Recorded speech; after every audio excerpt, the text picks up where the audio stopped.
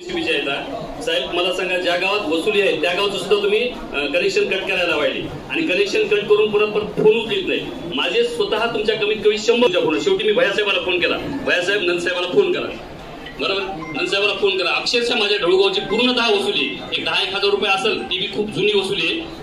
ढोळगाव 10,000 रुपये जास्त बाकी असेल त्याच्यात, आणि ती बी खूप म्हणजे पेंडन्सी म्हणजे पिढी केलेली असेल, तर तुम्हाला नाही जोडलं त्यांनी फोनच उचलला नाही, फोन तरी शिव केलं नाही. फोन म्हणलं विचारा तुझ्या भांडवला फोन लावू, त्याला तुम्ही धमकू लागली कशाला चालू करतो म्हणून. नाही तिन्ही डीपी बंद केले आणि फोन उचलत नाही परत. तुम्हाला काम नसेल करायचं साहेब तुम्हाला काम नसेल करायचं तुम्ही बदली करून जा, पण असा तुमचा सगळ्यात जास्त त्रास तुमचा आहे तालुक्याला, सगळ्यात जास्त तालुक्याला त्रास तुमचा आहे. तुम्हाला नसेल काम करायचं तुम्ही बदलीवर जा. बिलं भरलेले आहेत, मी स्वतः सरपंच आहे, स्वतः तुमच्या हेल्पर सोबत मी फिरतो बिलं वसूल करायला. विचारा तुमच्या हेल्परला, नाही केला तर तुम्ही एका डिपीवर 2 माणसं जरी बंद असतील तर नसेल भरले तरी तुम्ही बंद केला.